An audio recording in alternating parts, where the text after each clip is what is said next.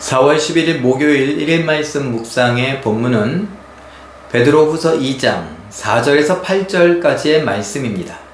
하나님이 범죄한 천사들을 용서하지 아니하시고 지옥에 던져 어두운 구덩이에 두어 심판 때까지 지키게 하셨으며 옛 세상을 용서하지 아니하시고 오직 의를 전파하는 노아와 그 7 식구를 보존하시고 경건하지 아니한 자들의 세상에 홍수를 내리셨으며 소돔과 고모라 성을 멸망하기로 정하여 죄가 되게 하사 후세에 경건하지 아니한 자들에게 본을 삼으셨으며 무법한 자들의 음란한 행실로 말미암아 고통당하는 의로운 롯을 건지셨으니 이는 이 의인이 그들 중에 거하여 날마다 저 불법한 행실을 보고 들으므로 그 의로운 심령이 상함이라. 아멘. 오늘 말씀에 보면은 다른 표현들이 있지만 똑같은 부류가 있습니다. 무슨 말이냐? 먼저 4절에 보면 범죄한 천사들, 5절에 보면 옛 세상, 6절에 보면 소돔과 고모라, 7절에 보면 무법한 자들, 이런 것들이 다 같은 부류, 같은 카테고리 안에 들어갈 수 있는 것입니다. 하나님께서 심판하시고 가두어 두신다 라고 말씀을 하시죠. 그런데 오늘 이러한 부류의 악한 것들, 하나님의 심판의 진노의 대상인 그런 부류 카테고리 안에 들어가는 그런 항목들, 이것을 우리가 잠깐 생각해 보면 우리 삶이 거의 둘러싸여 있다는 것을 볼 수 있습니다. 옛 세상, 노아의 홍수가 있었던 그 세상을 이야기하죠.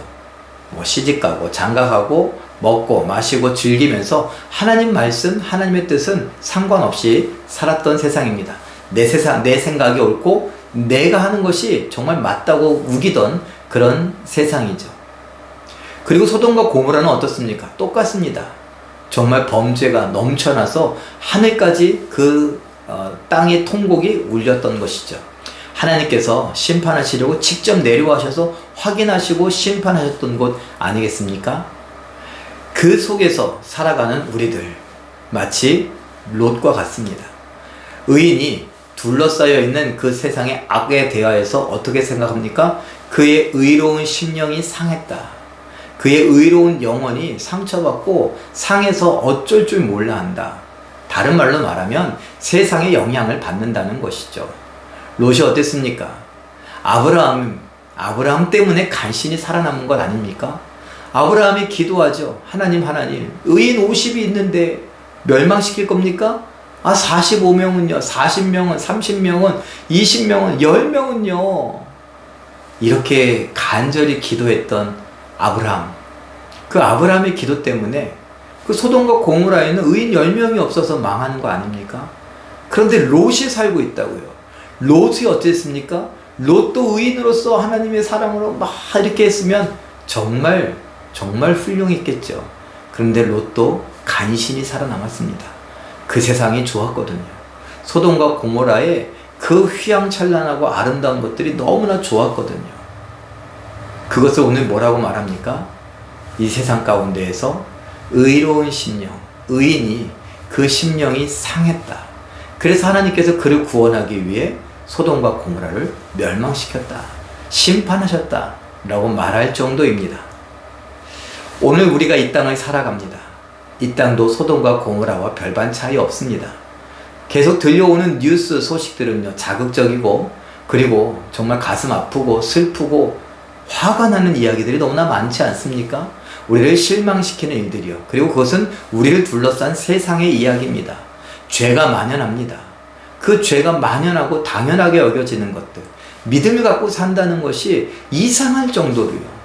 믿음을 갖고 산다는 것을 박해하는 것이 너무나 당연할 정도로요. 이런 세상에 살고 있는 우리들, 우리의 심령은 이 세상에 돌아가는 모든 것들 때문에 상하고 있는 것은 아닙니까? 오늘 뭐라고 했습니까? 불법한 행실을 보고 들음으로 그 의로운 심령이 상한다. 죄의 영향을 받고 있는 것은 아닌가? 우리의 가치관이, 우리의 생각이, 우리의 감정이, 그리고 이 땅을 살아가면서 나도 모르는 사이에 세상에 치여서 세상과 어울려져서 세상의 죄가 당연하게 여겨지는 것은 아닌가? 세상에서의 출세가 너무나 부러운 것은 아닌가? 천국의 소망은 아득해 보이고 막연해 보이는데 세상의 성공은 너무나 분명해서 그것이 더 좋아 보이는 것은 아닌가? 우리의 인생이 사명을 따라 복음 증거하며 그 복음을 땅끝까지 이르러 증거하겠노라고 했던 그 첫 번째 초대교회 성도들의 그 모습과 너무나 다르게 오늘 나의 안위, 내 가족의 편안함, 내 자손들의 편안함 이것만 놓고 생각하며 땅끝은 내 집이라고 생각하고 내 십자가는 나를 불편하게 하는 사람들이라고 생각하며 살았던 것, 이것이 우리의 의로운 심령이 상한 결과는 아닐까요? 그러니 이제 우리가 정신을 차려야죠. 오늘 이 말씀을 보면서 하나님께서 심판하실 그 심판의 대상자들과 똑같이 살 수는 없다. 내 영혼이 상한 것, 내 심령이 상한 것 하나님 앞에 붙잡고 하나님께서 나를 붙잡아 주시길 바라면서 일어나고 사명을 감당하며 믿음으로 살아가는 것, 의인으로 믿음으로 살아가는 것, 그것이 우리의 삶이어야 할 것입니다.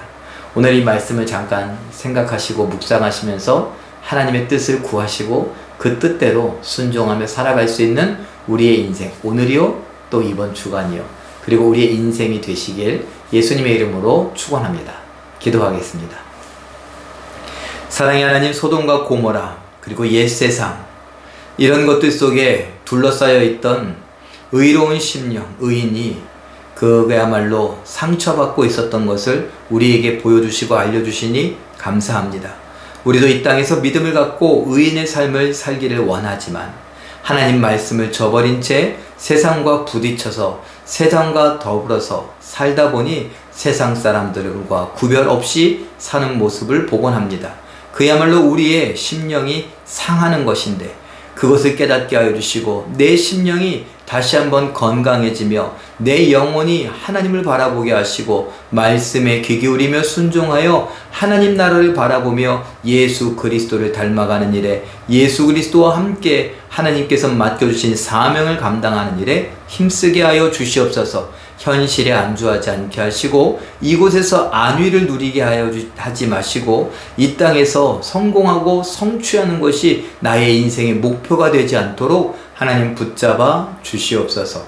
하나님께서 성령으로 말씀으로 이끌어 주심을 믿고 감사드리며 예수님의 이름으로 기도하옵나이다. 아멘. 잠깐 기도하실 때에 세상의 더럽고 추한 죄의 소식들과 불신과 불의의 출세와 득세에 믿음이 흔들리거나 심령이 상하지 않게 하옵소서. 이렇게 기도하시고 오늘도 말씀과 기도로 멋지고 아름답게 승리하시는 기적의 주인공들 다 되시길 예수님의 이름으로 축원합니다. 사랑합니다.